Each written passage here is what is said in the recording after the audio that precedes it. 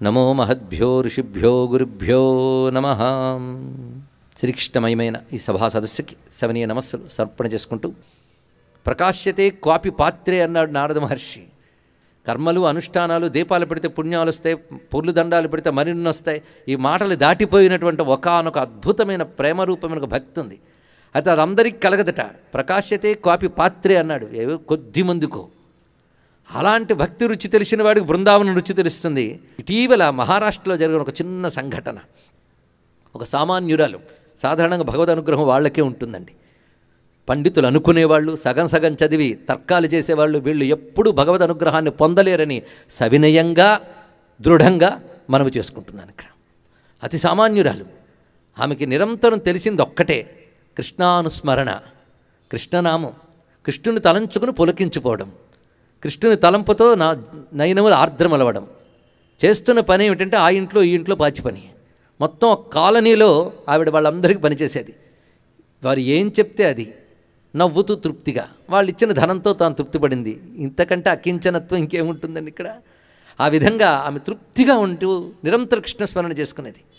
ఒకసారి తన కాలనీతో ఒక మాట అన్నది, అమ్మ నాకు కొద్ది రోజులు సెలవిస్తే నేను బృందావనం వెళ్ళి వస్తానమ్మా అన్నది. అక్కడ ఎందుకంటే బృందావనం వెళ్ళాలి, ఆ మట్టిలో అడుగు పెట్టాలి, ఆ గాలి పీల్చాలి, అక్కడ పరమాత్మని స్మరించాలి. నేను చాలా బృందావన గాథలు విన్నాను పెద్దల వల్ల, నిరంతరం కృష్ణస్మరణ చేసుకుంటున్నాను. బృందావనం వెళ్ళాలి అంటే నీకేదైనా ఆర్థిక సహాయం కావాలంటే మేము చేస్తామన్నారు వాళ్ళు. ఆమె యొక్క మంచితనానికి ఆమె అన్నది, ఎవరిని ఇబ్బంది పెట్టకుండా ఉండడం కోసం బృందావనానికి వెళ్ళడానికి ట్రైన్ ఛార్జీలు, తిరిగి రావడానికి ట్రైన్ ఛార్జీలు, అక్కడ ఉండినప్పుడు కాస్త కోస్త ఉండడానికి కావలసిన సొమ్ము నేను ముందే అంచనా వేసుకుని ఇన్నాళ్ళు నేను కూడబెట్టుకున్నాను. ఆ ధనంతో నేను వెళ్ళబోతున్నానమ్మా, టికెట్ కూడా తీసుకున్నాను, మీరు సెలవిస్తే నేను వెళ్ళొస్తాను అని చెప్తే సరే అని. కానీ మరుసటి రోజు ఆమె చాలా దుఃఖపడుతూ అక్కడికి వాళ్ళ ఇళ్ళకి మళ్ళీ వచ్చింది. ఏమి వాళ్ళు ఊరు వెళ్తానన్నావు రాలేదేమిటి అంటే, నేను దాచిపెట్టుకున్న డబ్బంతా ఎవరో దొంగలాడారమ్మా అని దుఃఖించింది ఆమె. ఇక్కడ మొత్తం దోచుకుపోయింది. ఎంత కూడబెట్టుకుంది పైసా బృందావనం కోసం. అదండి. అంతేగాని సెలవులు దొరుకుతూ వస్తాం, తీరిక దొరికితే వెళ్తాం, మాకు అన్ని అవకాశాలు ఉంటే కృష్ణుడిని వింటాం, ఇలాంటి వాళ్ళందరికీ ఎంత కపట భక్తి ఉంది ఈశ్వరుడికి తెలియాలి. ఆ తపన ప్రతి పైసా అలా సమకూర్చుకున్న ఆ తల్లి వెళదామని ప్రయత్నిస్తే మొత్తం దోచుకుపోయారు. అప్పుడు వాళ్ళందరూ ఓదార్చి, నువ్వు దుఃఖపడకు, ఎన్నాళ్ళు సేవ చేసినందుకు మేము లేము, నీకు కావలసిందంతా మేము సమకూర్చుతాం, నీకు మళ్ళీ టికెట్ అవి తీయించేస్తాం, రేపు పొద్దున్న నువ్వురా, నీకు అన్నీ ఏర్పాటు చేస్తామన్నారు. మరుసటి రోజు పొద్దున్న చాలా హుషారుగా వచ్చింది ఆవిడ. వస్తూ, నేను ఇంక వెళ్ళక్కర్లేదు, నాకు మీరు టికెట్ తీయక్కర్లేదు. ఆశ్చర్యపోయారు వాళ్ళందరూ కూడా. ఏమిటి నువ్వు అంటున్నది అంటే, నేను రాత్రి ఏడుస్తూ పడుకున్నాను, నా సొమ్ముతో నీ దగ్గరికి వద్దామని సొమ్ము కూడబెట్టుకుంటే రాకుండా చేసేవేమిటి కృష్ణా అని ఏడుస్తే, నా ప్రక్కన స్వామి వచ్చి నువ్వు నా దగ్గరికి రాకు, నేను నీ దగ్గరికి వచ్చానని చెప్పేట పరమాత్మ. నిరంతర బృందావన భావన. ఆయన ప్రతి పైసా కూడబెట్టిన ప్రతిసారి భావ బృందావన యాత్ర చేసింది ఆ తల్లి. ఇక్కడ బయటకు వెళ్ళి బృందావనం చూసి వచ్చాగానే ఏం కనబడలేదండి, మట్టి మశాలని తప్ప అంటే తమరి కళ్ళకు అవే కనబడును అని చెప్పాలి. భావనాత్మకమైనటువంటి సంస్కారం ఉంటే బృందావనంలో రసం ఆస్వాదించగలరు. అలా ఆస్వాదిస్తున్న వాళ్ళు ఎంతమంది యోగులు, బృందావన యోగులు ఒక ప్రత్యేకమైన అంశం.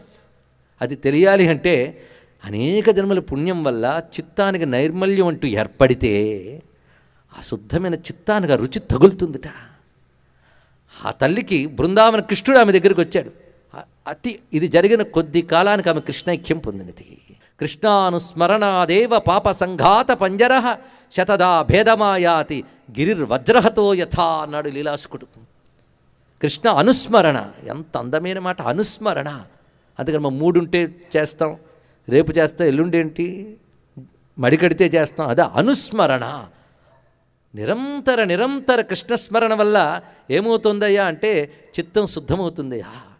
చిత్తశుద్ధికి అవరోధంగా నిలిచినటువంటి పాపములు ఎన్ని ఉన్నాయంటే పర్వతాల్లో ఉన్నాయి. సామాన్యమైన పర్వతాలు కావి ఇవి, బండరాళ్ల పర్వతాల కంటే గట్టివి. ఇన్ని పాప పర్వతాలు భేదనైతే కానీ కృష్ణుడు గోచరించడే. అటువంటప్పుడు ఎలాగా అంటే దానికి ఒక ప్రక్రియ చెప్తాం. ముందు పాపం పోతే కానీ కృష్ణుడి మీద ప్రేమ కలగదు కదా. మరి పాపం పోవడానికి ఏం చేయాలి అంటే కృష్ణనామం అనడం మొదలుపెట్టు అని చెప్పారు. అప్పుడు కూడా అదే మందు. కృష్ణనామం అంటూ ఉంటే అనుస్మరణ దేవ పాప సంఘాత పంజర. ఎంత అందమైన మాట చెప్పారు. పాప సమూహం పంజరం వంటిది అన్నారు. పంజరం ఎందుకు పోల్చారంటే ఏదో ఊచలు ఉన్నాయనుకోవద్దు, ఇది చాలా బండరాయి అనే చెప్పుకున్నాం, ఊచలు కూడా లేవు దీనికి.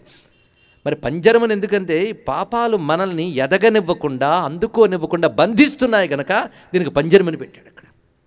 పాపంలో మనం బంధిస్తున్నాయి. చక్కగా కృష్ణభావన వస్తుంటుంది, లోపల కుతర్కమనేటువంటి ఒక పంజరం బయటకు వస్తుంది. ఇవంతా పాప సంస్కారముల వల్ల పుడతాయి. అందుకు సంశయాత్మ అజ్ఞశ్చ అశ్రద్ధధానశ్చ, ఈ పంజరాల్లో కూరుకుపోయాం మనం. మరి ఏం చేయాలి అంటే నిరంతర కృష్ణస్మరణ చేస్తే మొత్తం బ్రద్దలైపోతుంది. పంజరం బ్రద్దలవడం సులభం అనుకుంటాం, కానీ వెంటనే తర్వాత మాట అన్నాడు, శతధా భేదమాయాతి గిరిర్వజ్రహతోయత. వజ్రాయుధానికి కొండలలా పిండయ్యాయో కృష్ణస్మరణకి పాపములా పిండవుతాయని చెప్పాడు.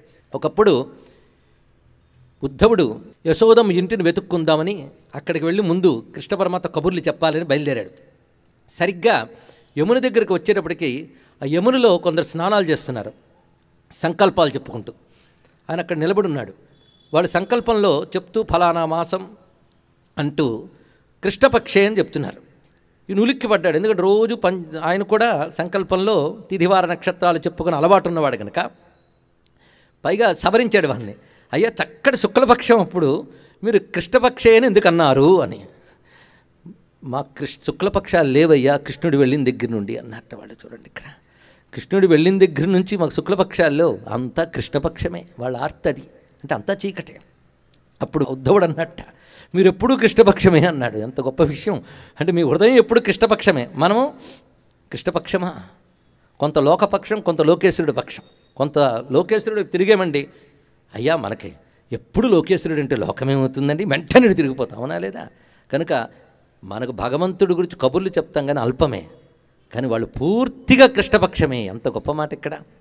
అందుకు మనం నిజంగా ఇది కృష్ణపక్షం చేసుకుందాం. కృష్ణచంద్ర చంద్రికలు ఇక్కడ విరబూసుకుందాం. దానికి మనకి ఆధార గ్రంథములు అనేకం. ఆనంద మందాకిని అందులో ప్రధానమైనటువంటి అంశం ఇక్కడ. ఆనంద మందాకిని భక్తి గ్రంథం. అసలు భగవంతుడి గురించి ప్రేమగా వినాలి అంటే భక్తి ఉండాలి, కానీ వింటే కానీ భక్తి రాదు. ఇది చాలా బాధాకరమైన అంశం. అంటే భక్తి ఏదో ఉందని అనుకుంటున్నాం కనుక ముందు ఏదో వింటే తర్వాత నిజమైన భక్తి ఏదో కలుగుతుంది ఇక్కడ. అందుకే ఇక్కడ కూర్చోనడానికి పనికొచ్చే భక్తి తెచ్చుకున్నాం. కృష్ణుని యందు ఐక్యమయ్యే భక్తి ఆయనే ప్రసాదించాలని ప్రార్థన చేసుకుందాం ఇక్కడ. అలాంటి భవ్యమైనటువంటి భక్తి గ్రంథం. అసలు శివుడి గురించి చెప్పుకున్నా శివభక్తి ఉండాలి, అమ్మ గురించి చెప్పినా అమ్మభక్తి ఉండాలి. అసలు ఇక్కడ సౌందర్యలహరి ఒకప్పుడు ప్రవహించింది ఇదే చోట, దాని ముందు కృష్ణ కలిసింది అంతే. ఇక్కడ వాని సౌందర్యలహరే. సౌందర్యం అంటే ఒక మాట చెప్పుకున్నాం, ఆనందం కలిగించేది అందంగా ఉంటుంది. ఆనందం కలిగించేది అందంగా ఉంటుంది కనుక ఆనందమే సౌందర్యము. ఆనందం ఎవరయ్యా అంటే ఆ చైతన్య స్వరూపుడైన పరమాత్మే ఆనందము. అందుకే సచ్చిత్ ఆనందమే. సచ్చిదానందం ఒక్కటే సౌందర్యం, మిగిలినవన్నీ వికారాలే. కనుక వికారాలను సౌందర్యం చేయాలని ప్రయత్నిస్తూ ఆందోళనతో ఆయువులైపోతున్నాయి, కానీ అసలైన సౌందర్యాన్ని మర్చిపోతున్నాం ఇక్కడ. అసలైన సౌందర్యం చూస్తే మిగిలిన సౌందర్యం కాదని తెలిస్తే ఆ సౌందర్యం నుంచి దూరం చేస్తున్న ఈ సౌందర్యాలు చూడకపోవడమే మంచిది అనిపిస్తుందండి. అందుకే మహానుభావుడు జాత్యంధుడై పుట్టినటువంటి సూరదాసు తండ్రి వేద పండితుడైనా గుడ్డివాడికి విద్య నేర్పడమని వదిలిపెడితే ఇంట్లో అవమానం భరించలేక పారిపోయిన పిల్లవాడికి ఏ మహానుభావుడు కృష్ణ సౌందర్యం వర్ణన చేసిన దగ్గర నుంచి ఆ కృష్ణునిపై గానం చేస్తూ జీవించాడు. సర్వజ్ఞానములు ఆయనే ఇచ్చాడు. ఎందుకంటే వేదా శాస్త్రాన్ని సర్వాణి ఏతత్ సర్వం జనార్దనాత్, సర్వము ఆయన అనుగ్రహించాడు, కృష్ణుని దర్శించాడు. ఆఖరికి ఒకసారి ఆయన వెళుతూ వెళుతూ గానం చేస్తూ ఒక నేలనూతులో పడిపోయాడు మహానుభావుడు. అప్పుడు కూడా కృష్ణగానం చేసుకుంటున్నాడు ఆయన. ఆ నేలనూతిలో పడితే ప్రాణం పోకుండా ఎలా కాపాడబడ్డాడు? అప్పుడు ఒక గొంతు వినబడిందిట, నువ్వు నేలనూతిలో పడిపోయావు తెలుసా అని. నాకు తెలియదు, ఎక్కడో పడ్డానంతే, హాయిగా ఉన్నానంటే అప్పుడు ఆ పలికిన వాడు తన రూపాన్ని చూపించాడు. అప్పుడు వచ్చింది నేత్రం. అద్భుతమైనటువంటి పరమాత్మ యొక్క దివ్యమంగళ విగ్రహ దర్శనం లభించింది అక్కడ. అప్పుడు సూర్యదాస్తో ఒక మాట అన్నాడు, నన్ను చూసే కదా ఇంక నీ కళ్ళు ఇస్తానన్నాడు. ఇవ్వకన్నాడు. నిన్ను చూసే కళ్ళు అయితే పర్వాలేదు, మళ్ళీ ప్రపంచం చూడడానికి మాత్రం నాకు కళ్ళు ఇవ్వకు. ఎంతకాలం కళ్ళెందుకు మూసుకున్నానంటే తెరిస్తే నిన్నే చూడాలి గనక అన్నాడు. ఎంత అద్భుతమైన మాట ఇక్కడ. నిన్ను చూశాను, మళ్ళీ అవి చూపించుకో. ఎందుకంటే సౌందర్యం అంటే ఏమిటో ఇన్నాళ్ళు భావనేత్రంతో దర్శించాను, నీ అనుగ్రహం వల్ల యోగనేత్రంతో ఇప్పుడు దర్శించాను. ఇక్కడ వాడిన ప్రతి శబ్దం గొప్పదే, ఆలోచించినప్పుడు తర్వాత తెస్తుంది. యోగనేత్రంతో ఇప్పుడు దర్శించాను, మరి నాకు భౌతిక నేత్రం వద్దు. ఎందుకంటే ఆ చూసినదే మననం చేసుకుంటూ జీవిస్తానని.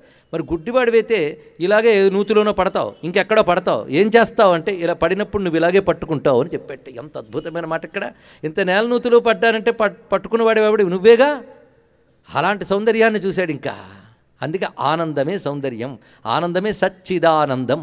అసలు కృష్ణ అనే శబ్దానికి ఒకప్పుడు అర్థం చెప్పుకున్నాం. కృష్ణ కృషిర్భూవాచకో శబ్ద నశ్చ నిర్వృతివాచక. కృష్ అనే శబ్దానికి భూసత్తాయాం అనే ధాతువు ప్రకారంగా సత్ అని పేరు. అంటే శాశ్వతమైన ఉనికి, శాశ్వతమైన ఉనికి, ఎవర్ ఎగ్జిస్టెన్స్. ఇది కృష్ అనే శబ్దానికి అర్థం. నా అనే శబ్దానికి నిర్వృతివాచక, ఆనందవాచకం. ఏమిటా ఆనందం అంటే నిర్వాణం అన్నారు. నిర్వాణము అంటే చిదానందం, ఇది అర్థం అన్నారు ఇక్కడ. కనుక నా అనే శబ్దము చిదానందము, కృష్ణ అనే శబ్దము సత్ అయితే కృష్ణ అంటే సచ్చిదానందం. కానీ సచ్చిదానందమే సౌందర్యం అయినప్పుడు కృష్ణుని మించిన సుందరాంగుడు ఎవరుంటాడు? కనుక కృష్ణ సౌందర్యం. కనుక ఆనందమే సౌందర్యం, సౌందర్యమే ఆనందం. అది లహరి అంటే ప్రవహిస్తూ ఉంటుంది. ఆ ప్రవాహం ఎంత గొప్పది అంటే ఊరికనే ప్రవహించితే సరిపోదండి.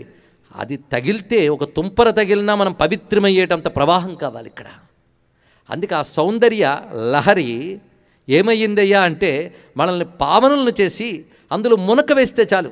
గంగా జలలవ కణికాపీత, ఒక్క బిందువు తగిలినా గంగా మనం పవిత్రమైపోతున్నామే. మలాంటి కృష్ణ సౌందర్య లహరిలో ఒక్క తుంపర తగిలినా మనం పవిత్రమైపోతాం. అందుకే కృష్ణ సౌందర్యం ఆనందమై లహరి పవిత్రమైతే, పవిత్రమైన లహరిని గంగనే అంటారుగా ఎవడైనా. పవిత్రమైన లహరిలో గంగ కంటే గొప్పదేముందో చెప్పండి ఇక్కడ. స్రోతసామస్మి జాహ్నవి అన్నాడు పరమాత్మ భగవద్గీతలో. ప్రవాహాల్లో గంగని నేను అని చెప్పాడు. కనుకనే సౌందర్యం ఆనందమై లహరి మందాకిని అయి ఆనందమందాకినిగా మనకు లభించింది ఇక్కడ. అది కృష్ణ సౌందర్య లహరి. ఈ లహరి కేవలం అందంగా వెళ్ళిపోతుందని మాత్రమే కాదు, ఇది ఆ లహరిలో మునకలు వేసిన కాసింత తగిలిన పాప ప్రక్షాళన జరుగుతుంది ఇక్కడ. మొత్తానికి ఏదైనా గోదావరి తీరంలో గంగ ప్రవహిస్తున్నది ఇక్కడ. ఏమిటా గంగ అంటే ఆనందం అనే గంగ.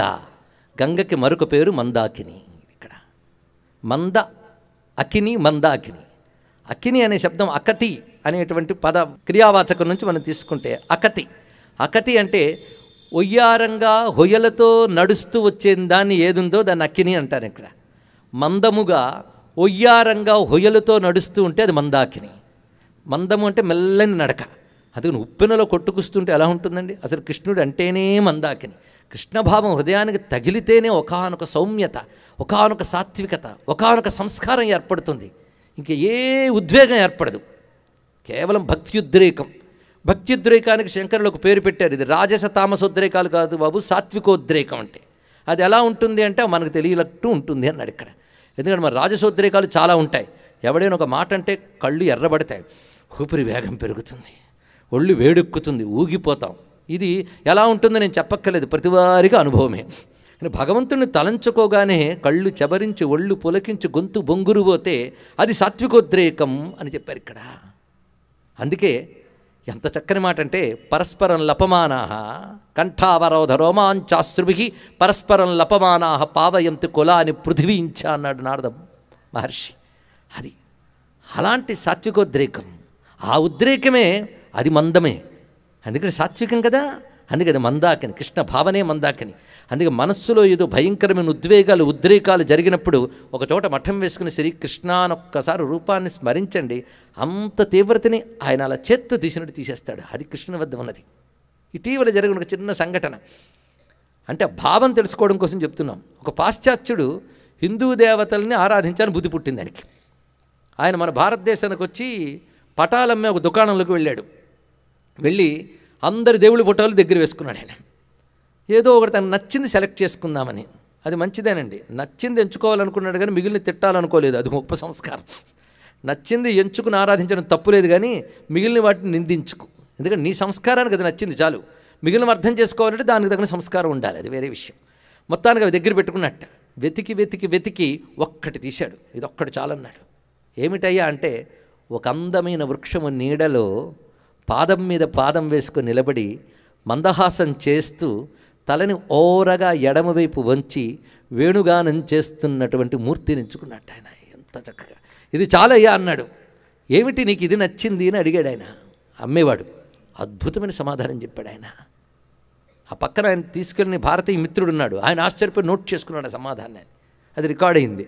ఎంత గొప్ప సమాధానం చెప్పారంటే, మిగిలిన వాళ్ళందరూ గొప్పవాళ్ళు, కానీ ఒక్కొక్కరి చేతులు, కొందరి చేతులు త్రిశూలాలు, కొందరి చేతుల చక్రం, గద, ఇంకోటి దేశంలో వజ్రాయుధం, ఖడ్గం 18 చేతులు, 19 చేతులు, 20 చేతులు, 30 చేతులు, అబ్బా చాలా ఉన్నాయి.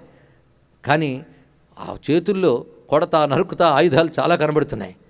లోక వ్యవహారం చాలా ఉంది. హింసుందని అనకండి, లోక వ్యవహారం చాలా ఉన్నది. ఎందుకంటే లోక వ్యవహారం కొడతాను తింటాను, మనం ఎన్నో కొట్టకపోతే తిండి తినలేం, అవునా లేదా? ధాన్యంగా తెచ్చుకుంటే తినలేం, దాన్ని కొట్టాలి, కొడితే కానీ తిండి రాదు.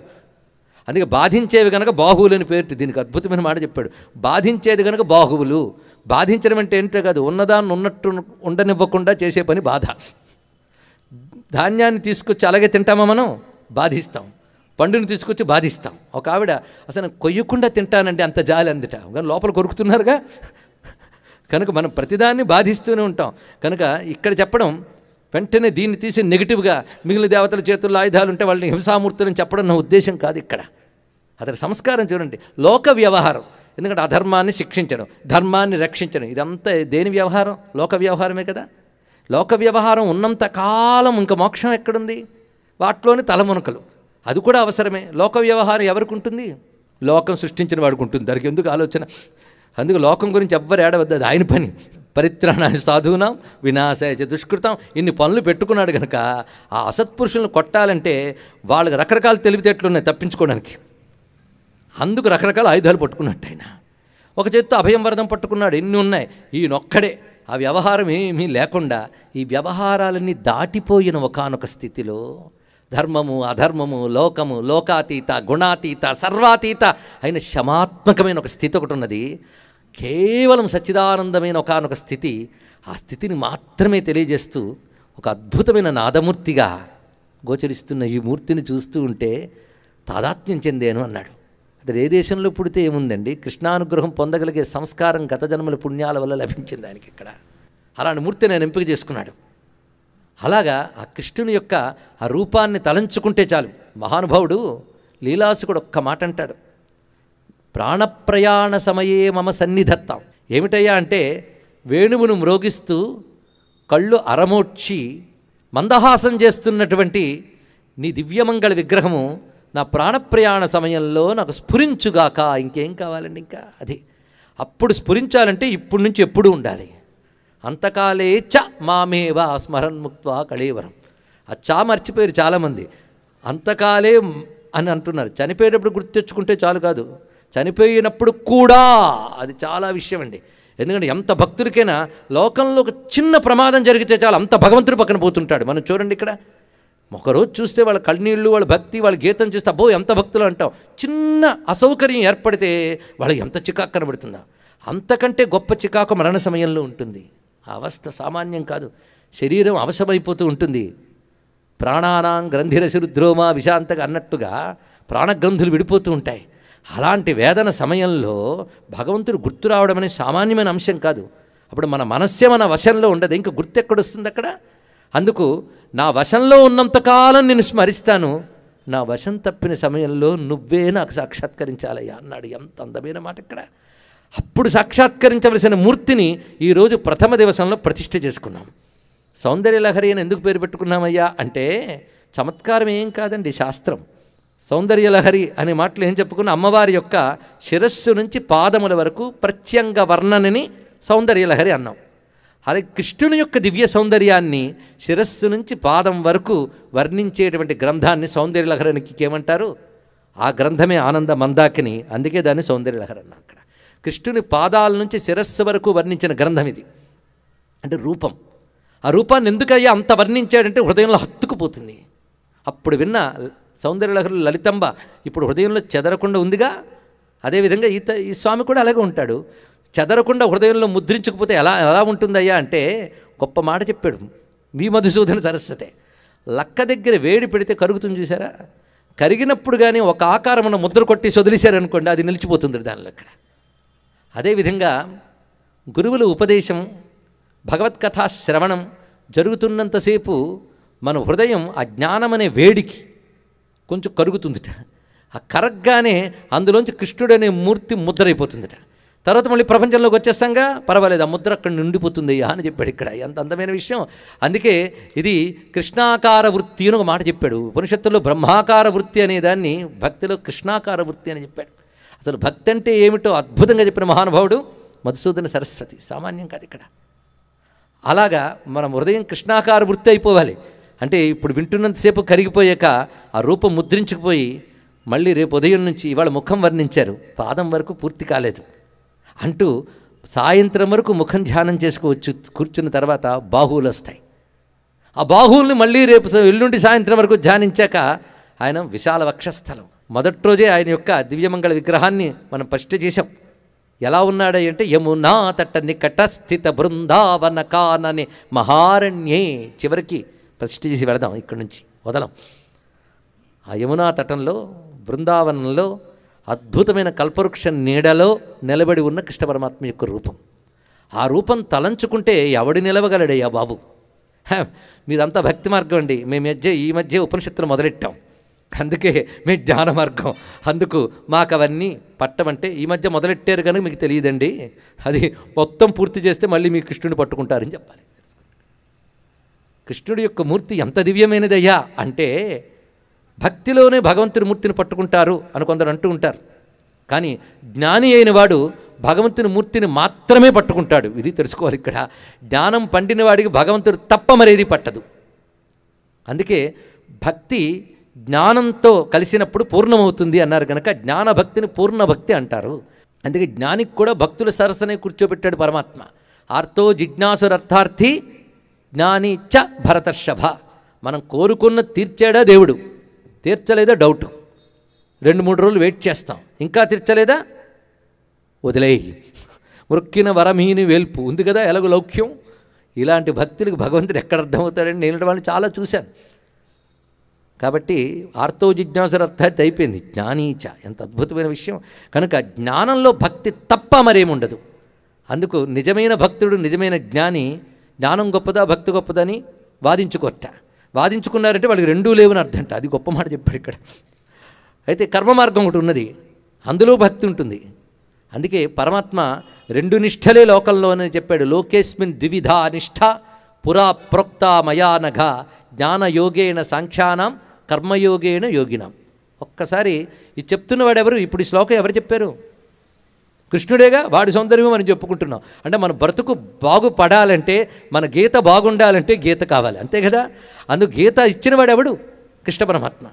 కొందరు అంటూ ఉంటారు హిందూ మతానికి భగవద్గీతయే ఆధార గ్రంథం అండి అని. అది సత్యం కాదు, కానీ సత్యం కాదు. భగవద్గీతకు పుట్టకముందే హిందూ ధర్మం ఉంది, ఇది తెలుసుకోవాలి ఇక్కడ. అంతేగాని ఫలానా గ్రంథం మీద ఆధారపడ్డ గ్రంథాలన్నీ గ్రంథం పుట్టే. కానీ కృష్ణ పరమాత్మ గీత కృష్ణుడు పుట్టకముందున్న జ్ఞానమే. అంటే అప్పుడు మళ్ళీ దానికి బీసీవా ఏడీవా? అసలు కృష్ణుడే ఎప్పటివాడు. మరి బీసీవా ఏడేవా అంటే సృష్టి పుట్టినప్పుడే పుట్టిందయ్యా జ్ఞానం అని చెప్పాడు పరమాత్మ. అందుకే ఇమం వివస్వతే యోగం ప్రోక్తవానహం అవ్యయం. సృష్ట్యాది ఎందు సూర్యుడికి చెప్పానన్నాడు. ఎంత కాదన్నా మనం సూర్యుడి తర్వాతే పుట్టాంగా, అది ఒప్పుకుంటాం కదా. కానీ మనకంటే ఉన్న సూర్యుడికి చెప్పాడు ఆయన. అది జ్ఞానం. అంటే సృష్టి ఎంత ప్రాచీనమో అంత ప్రాచీనమైన సనాతన ధర్మానికి వారసులమని గర్వించాలి మనం ఇక్కడ. అలాంటి సనాతన ధర్మాన్ని కృష్ణ పరమాత్మ అది వేదములు ఎందు, పురాణములు ఎందు, ఉపనిషత్తులు ఎందు, యోగశాస్త్రములు ఎందు బహువిధములుగా వ్యాప్తమై రకరకాల జీవస్థాయిలకి వాళ్ళ యొక్క బుద్ధి స్థాయిలకు అనుగుణమైనటువంటి మార్గములుగా ఒకే లక్ష్యాన్ని చేరడానికి వారి జీవ సంస్కారాలకు అనుగుణమైన మార్గములుగా ఋషుల ద్వారా వేదముల నుంచి, శాస్త్రముల నుంచి, పురాణాదుల నుంచి పల్లవించి వికసించి వ్యాపించినటువంటి వివిధ మార్గ సమాయుక్తమైన ఏ సనాతన ధర్మం ఉందో దాన్నంతటి ఏకత్రం చేసి బోధించాడు పరమాత్మ భగవద్గీత రూపంలో. మొట్టమొదట సూర్యభగవానుడికి చెప్పిన నారాయణుడే కృష్ణుడే మళ్ళీ బోధించాడు గనక కృష్ణుడే ఆది గురువు. అందుకే నారాయణ సమారంభం అనవలసినదే, ఆయనే ఆది గురువు. ఆది గురువు పరమాత్మ భగవద్గీత చెప్తున్నాడు అంటే కృష్ణ సుందరులకు ఇప్పుడే ప్రారంభమైపోయింది. అప్పుడు రెండవ కృష్ణుడు వచ్చేసాడు. నేను నాటకాల భాషలో చెప్పట్లేదు. ఆ కృష్ణుడే ఈ కృష్ణుడు. మొదటి కృష్ణుడు వేణునాద వినోదుడు, ఈ కృష్ణుడు కొరడా పట్టుకుని చలిపించేవాడు. ఆయనకి నీకు ఎంత తేడా అండి. ఆయన సమ్మోహనం చేస్తాడు, ఈయన జాగృతం చేస్తున్నాడు. రెండూ కావాలి.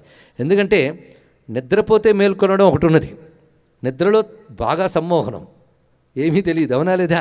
నిద్రలో మైమరపు ఉంటుంది, సమాధి స్థితిలో మైమరపు ఉంటుంది. రెండూ చాలా గొప్పదే. సమాధి స్థితిలో ఉన్నవాడికి చుట్టూ ఏం జరుగుతుందో తెలియదు. రామకృష్ణ పరమహంస సమాధిలోకి వెళ్ళిపోతే 15 రోజుల తర్వాత కానీ బయటికి రాలేదు మహానుభావుడు. ఒక్క నిమిషం ఉండండి సమాధిలో, 15 రోజుల తర్వాత కానీ బయటికి రాలేదు మహానుభావుడు. ఇక్కడ ఏమిటా సమాధి స్థితి? అలాంటి సమాధి స్థితి కొందరు గాఢ నిద్రలో అనుభవిస్తుంటారట. నిద్రా సమాధి స్థితి వీళ్ళకి అదే. కానీ సమాధి స్థితి అంటే మైమరపు అనేటువంటిది పూర్తి బ్రహ్మానుభవంలోకి వెళ్ళిపోయిన వాడికి ఇంకా మిథ్య అయిన జగత్ అనేది అక్కడ లేదు కనుక వాడు బ్రహ్మానుభవంలో తాదాత్మ్యం చెందే దగ్గర సమాధి స్థితి, అది మైమరపే. కానీ కృష్ణ పరమాత్మ ఈ నిద్ర నుంచి లేపి, అంటే ఈ మైమరపు నుంచి లేపి ఆ మైమరపు ఇస్తాట. అందుకు ముందు ఈ మైమరపు నుంచి లేపడానికి మనకి ఆ కొరడా పట్టుకు జలిపించేవాడు రావాల్సిందే. వాడొచ్చి మనల్ని అందులోకి తీసుకువెళ్ళిపోతే వేణునాథ మోహనుడితో తాదాత్మ్యం చెందిపోతాము. అందుకు ముందు రావాల్సిన వాడు వాడే. అందుకు మొదటి రోజు ఆయన్నే రప్పించాడు, ఎందుకు నాకు తెలియదు. అందుకే భీష్మ పితామహుడు కూడా ఈయనుంటే చాలన్నాడు. త్రిజగన్మోహన నీల కాంతి తను ఉద్దీపింప ప్రాభాత నీరజ బంధు ప్రభమైన చేలము పయిన్ రంజిల్ల నీలాలక వ్రజ సంయుక్త ముఖార విందమతి సౌందర్యంబు విజృంభింప మా విజయుంచేరుడు వన్యకాడు మది నావేశించు ఎల్లప్పుడు. ఇదండి సౌందర్యలహరి. అప్పుడు వచ్చేసిందా త్రిజగన్మోహన నీలకాంతి తనువు, అప్పుడు కృష్ణ సౌందర్యలహరి. డాక్టర్ గారు ఒక మాట అన్నారు, మీ ఇష్టం ఎక్కడి నుంచైనా రావచ్చాను. అందుకే నువ్వు రాగానే చూశాను, ఆనందం దగ్గర పేరు లేదు. ఎందుకంటే నాకు పెద్ద బలహీనత ఉంది, టైటిల్ పెట్టారా దాని చుట్టూ తిరుగుతూ ఉంటాను, అది పెద్ద ఇబ్బంది. అది కృష్ణ సౌందర్యలహరి పెట్టేశాక భాగవతం విష్ణు పురాణం విజృంభించవచ్చు. ఎందుకంటే నాకు దన్ను వేలాది కృష్ణ భక్తులు, ఒకరిద్దరు కాదు, ఒక మీరాబాయ్, ఒక సక్కుబాయ్, ఒకరేమిటి ఎందరెందరో. అందుకు ప్రభాత నీరజ బంధుప్రభమైన చేలము పైన రంజిల్ల నీలాలక వ్రతి సంయుక్త ముఖార విందమతి సేవ్యంబై విజృంభింప. ఎంత అందమైనది! అలా నీలకాంతి. అప్పుడే ఈ సౌందర్యలహరి ఎలా వచ్చిందయ్యా అంటే రథం నడుపుతున్న కృష్ణుడు వచ్చాడు. ఎందుకంటే ముందు గురువుగారిని పిలుచుకోవాలి, గురువుగారిని రమ్మందాం, ప్రశ్న చేద్దాం. ఆ మహానుభావుడు పైగా అయరింకాముఖ ధూళి ధూసర పరిన్యస్తాల కోపేతమై రైదాతశ్రమతోయ బిందుయుతమై రాజుల్లు నిమ్మోముతో జయమున్ పార్థునికిచ్చు వేట్క అని నా శస్త్రాహతించాలనొచ్చియు పోరించు మహానుభావు యథ సంప్రార్థింతున శ్రాంతము. అయరింకాముఖ ధూళి ధూసర, ఎంత అందమైనటువంటి వర్ణన! గుర్రాలను తోలుతూ ఉంటే ఆ గుర్రపు కాలి డెక్కల నుంచి రేగినటువంటి ధూళి తన ముంగురులకు అంటుకుంటూ ఉంటే చిరుచెమట పట్టినటువంటి నుదుటితో చెదరని మందహాసంతో పార్థుడికి విజయాన్నిస్తానంటి పెట్టుకున్నటువంటి పరమాత్మ నా హృదయంలో ఆవేశించాలన్నాడు. ఎంత మాటని ఆవేశించాలి! ఏదో వచ్చి కూర్చుంటే చాలా ప్రమాదం, ఆవేశించిపోవాలి.